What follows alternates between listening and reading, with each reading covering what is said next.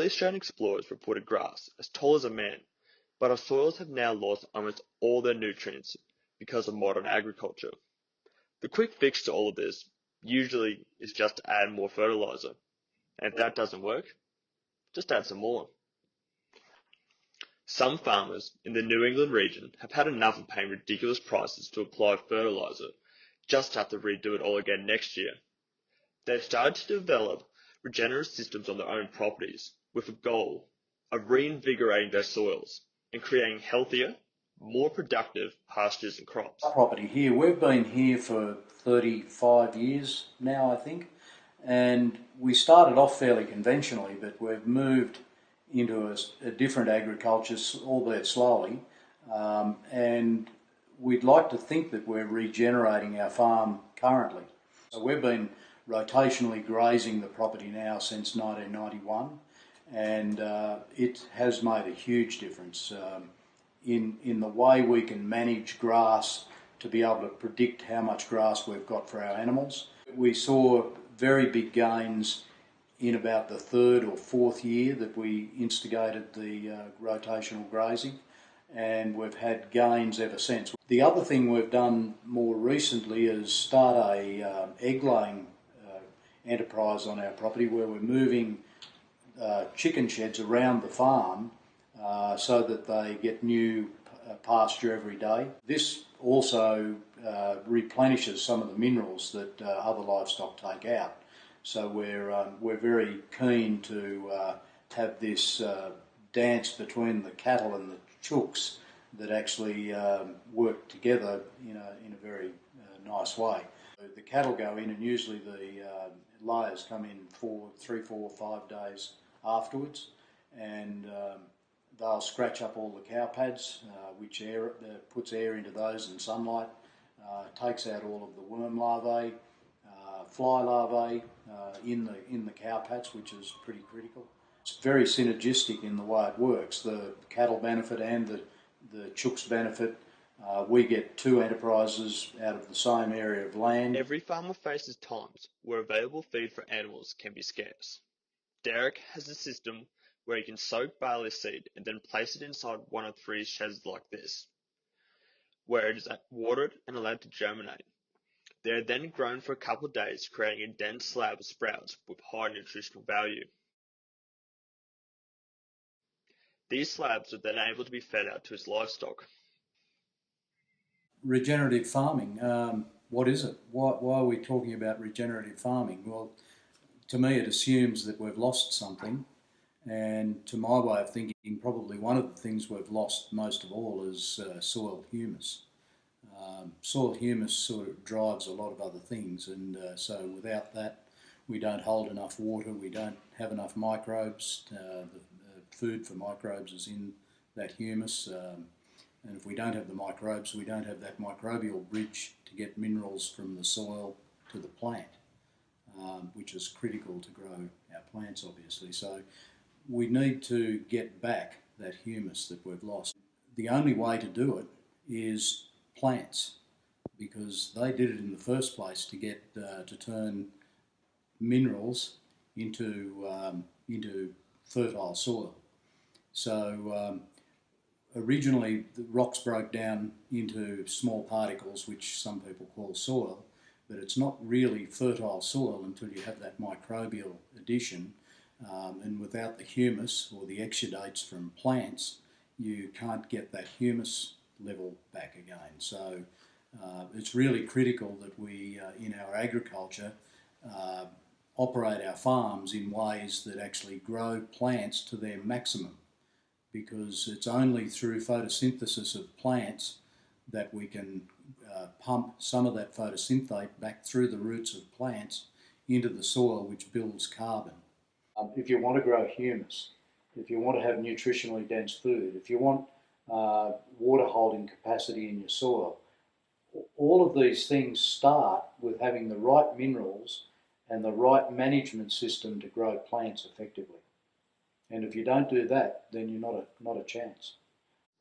While regenerative agriculture can produce some wonderful results, these systems are often the product of the innovation and resilience shown by people who are confronted with a gloomy forecast. One such story is Beck Smith's.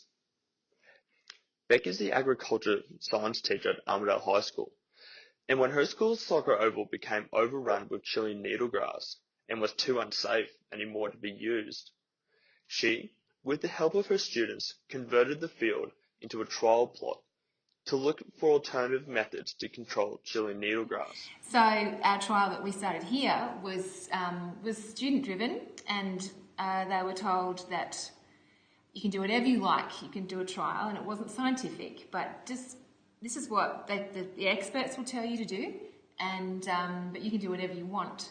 There was one trial that was particularly interesting, and it involved mulching. And when the kids mulched, and they mulched it to death, there was so much mulch. But after a period of time, the needlegrass came back in all the other trial plots, except for this one. And what came up through the mulch was all the desirables. And I thought, we've got to start managing for what we want, not what we don't want. We need to think long term. We can't sort of think quick fix.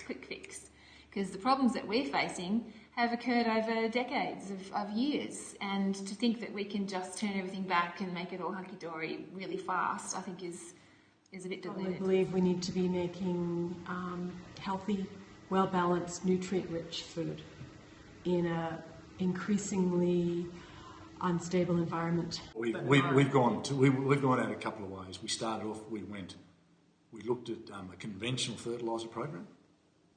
You know, we knew we had poor nutrient soil, but then when we looked through that, we had a massive influx of having to use chemicals, which I just went, no, I'm not going there again.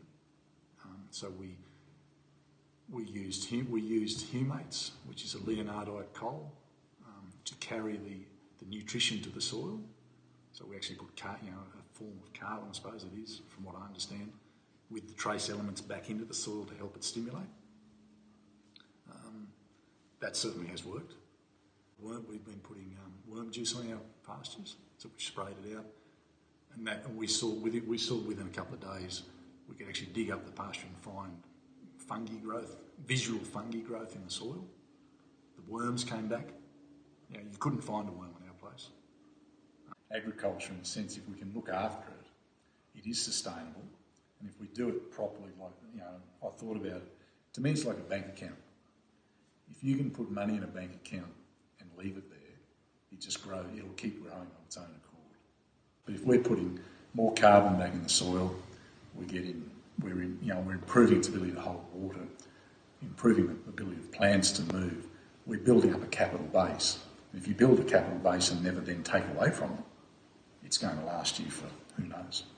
The biggest thing that's come out of it, we're much happier and content, just as people. And if nothing else, that's pretty deep. And this is what I'm finding when I'm talking to people who are living these experiences and taking on these challenges. They're energised by it, they're excited by it, and that's what we need. We need resilient farmers.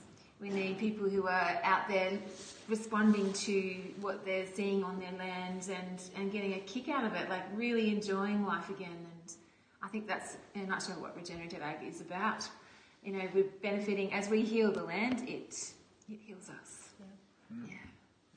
It's essential that we all learn. I don't think that there's no particular age group. It's really important for our young people to understand what regenerative agriculture is and why it's important, because they are the future, and it's important that farmers learn about regenerative agriculture because they are the present. They are making decisions now, and it's important for everyone to know this because of the benefits to our health and our well-being. So if you eat food, you probably should know about it. So everyone, it's relevant to absolutely everyone. So we need it to be taught in schools, which is what my role is going to be. I can feel it strongly. It needs to be taught in universities. Really, really important that happens. And it needs to be, the practitioners need to be sharing what they're doing and educating each other to get really good at it. So it's right across the board. It's essential, I believe. The future of regenerative agriculture is strong, as it is being driven from the ground up by the knowledge, innovation, and passion of the people who, through their own devices, have come together to form a community which continues to search for new ways to increase the sustainability of farm management and find alternatives to current approaches.